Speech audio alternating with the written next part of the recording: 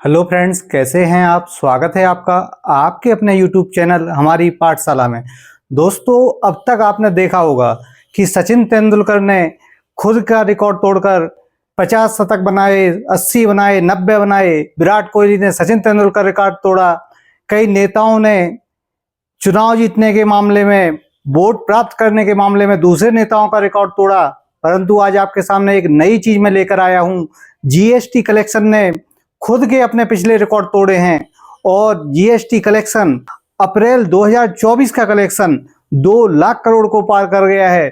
तो दोस्तों, मैं आपको बताना चाहता हूं कि यह कलेक्शन इतना शानदार क्यों रहा, इसके पीछे के कारण क्या थे। तो दोस्तों, अपन अब इस टॉपिक को आगे बढ़ाते हैं और अब अपना टॉपिक स्टार्ट करते हैं। तो दोस्तों, आपने देखा कि अप्रैल 2024 में जीएसटी का जो कलेक्शन रहा है, ग्रॉस कलेक्शन, सकल कलेक्शन जो रहा है, वो 2.10 लाख करोड़ के स्तर पर पहुंचा है। और अगर इसको पिछले वित्तीय वर्ष के अप्रैल माह से तुलना करें तो 12.4% की वृद्धि देखने को मिली है, क्योंकि पिछले वर्ष वित्तीय कलेक्शन जो था वो 1.87 लाख करोड़ के एबव था और इस बार यह रिकॉर्ड कलेक्शन 2.10 लाख करोड़ हो गया है।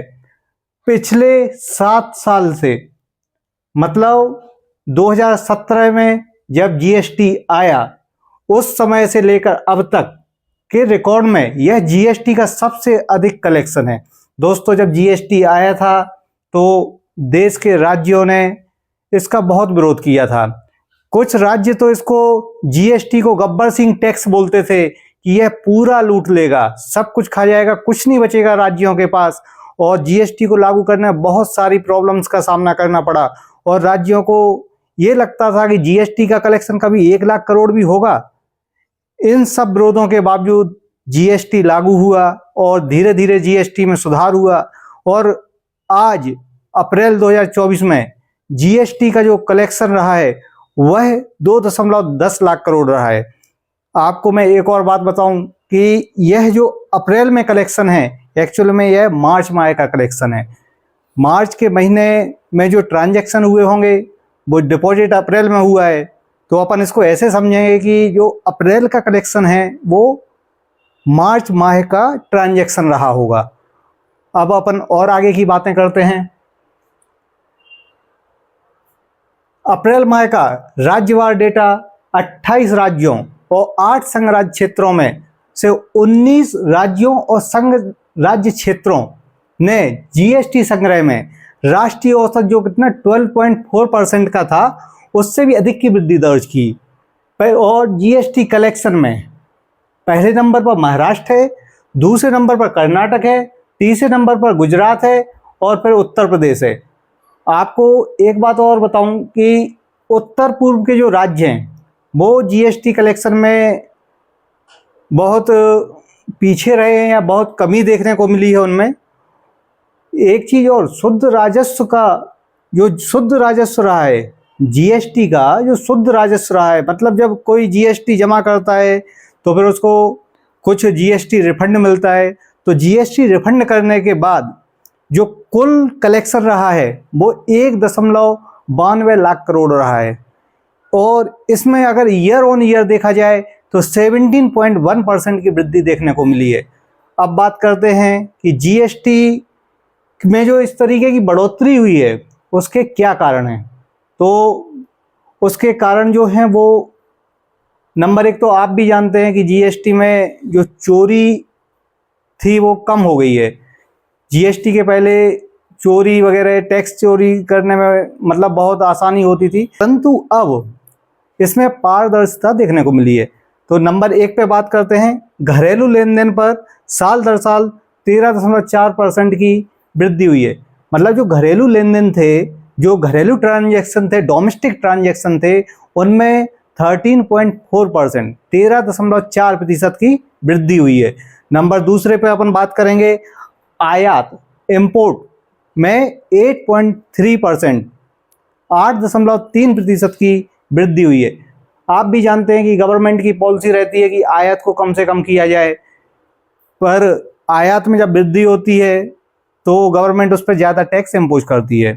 और यहाँ आयात में जब वृद्धि हुई तो टैक्स कलेक्शन बढ़ा और इस तरीके से यह टैक्स कलेक्शन के वृद्धि में बहुत सहायक रहा है।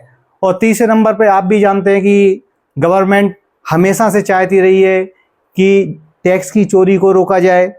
तो टैक्स की चोरी को रोकने के लिए मतलब चोरी रोधी जो उपाय थे वो और ऑडिट, इन दोनों से लोगों ने टैक्स का अनुपालन उच्च स्तर पर किया है। तो जिससे दोस्तों आपने देखा कि अप्रैल 2024 में जीएसटी का कलेक्शन 2.10 लाख करोड़ पहुंच गया है।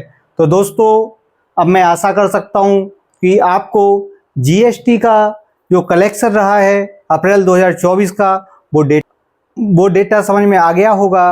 और मैं आपको अब जीएसटी के कुछ बेसिक तथ्य हैं उनको बताना चाह रहा था। तो अब हम अपने टॉपिक को आगे बढ़ाते हैं और बात करते हैं जीएसटी के बेसिक तथ्यों की। तो दोस्तों अब हम आगे बढ़ते हैं। जीएसटी की डेफिनेशन, तो जीएसटी की जो डेफिनेशन है वो भारतीय संविधान के अनुच्छेद 366 12A में बतलाई गई है। इसके अनुसार पीने योग्य अल्कोहल को छोड़कर प्रत्येक वस्तु और सेवाओं पर लगने वाले कर को goods and service tax GST कहा जाता है। तो आपको जीएसटी की डेफिनेशन समझ में आ गई होगी कि पीने योग्य अल्कोहल को छोड़कर प्रत्येक वस्तु एवं सेवा पर लगने वाला कर जीएसटी कहलाता है। दोस्तों अब जीएसटी के संबंध में कुछ महत्वपूर्ण तथ्य हैं जो मैं आपको बता रहा हूं, आप उनको आगे देखिएगा। पहली बात तो यह है कि जीएसटी भारत में 1 जुलाई 2017 से लागू है। 101 में संविधान संशोधन अधिनियम 2016 के द्वारा लागू किया गया है। जीएसटी को लागू इस अवधारणा पर किया गया है, एक राष्ट्र और एक कर, वन नेशन वन टैक्स। दोस्तों भारत में जीएसटी का पिता श्री अटल बिहारी वाजपेयी जी को कहा जाता है। दोस्तों यह देश का सबसे बड़ा अप्रत्यक्ष कर सुधार है। मतलब दोस्तों इससे पूरे देश में एक टैक्स हो गया है। ऐसा नहीं है कि बिहार में कुछ और लग रहा है, पश्चिम बंगाल में कुछ और लग रहा है। पूरे देश में किसी भी वस्तु पर समान टैक्स लगेगा। इससे आप भी समझ रहे हैं कि यह अप्रत्यक्ष करों के क्षेत्र में देश के अंदर बहुत बड़ा सुधार था। दोस्तों अब आगे और भी बात करते हैं कि जीएसटी जो है वो 17 अप्रत्यक्ष करों और 23 उपकरों मतलब 17 इनडायरेक्ट टैक्सेस और 23 सेस को मिलाकर बनाया गया है। दोस्तों जीएसटी का नियंत्रण किसके पास है? तो जीएसटी का नियंत्रण जीएसटी परिषद या जीएसटी काउंसिल के पास है। जीएसटी काउंसिल केंद्र और राज्य का एक संयुक्त मंच है। मतलब इसमें केंद्र के भी मंत्री होंगे और राज्यों के भी मंत्री होंगे। तो जीएसटी में केंद्रीय वित्त मंत्री इसके अध्यक्ष होते हैं और केंद्रीय राज्य मंत्री इसके सदस्य होते हैं। और राज्यों की बात करते हैं तो प्रत्येक राज्य के वित्त मंत्री, कराधान मंत्री या किसी अन्य मंत्री को जीएसटी काउंसिल या जीएसटी परिषद के सदस्य के रूप में मनोनीत किया जा सकता है। जीएसटी परिषद का दोस्तों कार्य क्या है? तो जीएसटी परिषद का सबसे महत्वपूर्ण कार्य जीएसटी से संबंधित मुद्दों या मामलों पर केंद्र और राज्यों को सिफारिशें करना है। कैसी सिफारिशें करना है कि किस वस्तु पर टैक्स बढ़ाना चाहिए, किस पर कम करना चाहिए, इस तरीके की सिफारिशें कौन देता है? तो इस तरीके की सिफारिशें जीएसटी काउंसिल देता है। दोस्तों अब बात करते हैं कि जीएसटी की दरें क्या हैं। तो जीएसटी में मुख्य रूप से 5 दरें हैं: 0%, 5%, 12%, 18% और 28%। तो पहले बात करते हैं 0%। 0% की अवधारणा ये है कि कुछ चीजें जो बहुत नेसेसरी हैं, मतलब बहुत उपयोगी हैं, तो उन पर टैक्स की जो दर होगी वो क्या होगी? 0% होगी। जैसे खुला हुआ आटा हो गया, दूध हो गया, फल हो गए, अंडे हो गए, इस तरीके की चीजों पर जीएसटी की जो दर है वो क्या है? 0% है। उसके बाद 5% वाली बात करें तो मसाले हो गए, चाय की पत्ती हो गई, शुगर हो गई, इन जैसी चीजों पर जो जीएसटी है वो 5% है। 12% में कंप्यूटर हो गया, प्रोसेस फूड हो गए, इन सब पर जो जीएसटी है वो 12% है। 18% जो जीएसटी है वो स्कूल बैग्स हो गए, ब्रांडेड गारमेंट्स हो गए, इन पर जो जीएसटी लगेगा वो 18% लगेगा। और 28% जो जीएसटी है लग्जीरियस पर है। लग्जीरियस बोले तो जैसे एयर कंडीशनर हो गए, शैम्पू, हेयर शैम्पू हो गए, इस तरीके की चीजों पर जो जीएसटी है वो 28% है।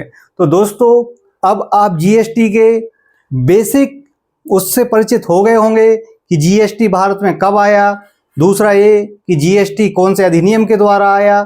तो अब हम इस क्लास को यहीं कंप्लीट करते हैं। आप दोस्तों एक बात और है, मैं बहुत ऐसा ज्ञानी व्यक्ति नहीं हूं कि मैं हर चीज को बहुत अच्छे से डिफाइन कर सकूं, फिर भी मेरा एक प्रयास है कि मुझे जो आता है या मेरे अंदर जो थोड़ा बहुत ज्ञान है उसको मैं ट्रांसफर करके आप लोगों को दे सकूं। तो दोस्तों अगर आपको यह कंटेंट अच्छा लगा है तो मेरे चैनल को सब्सक्राइब, लाइक और शेयर कीजिए। थैंक यू दोस्तों।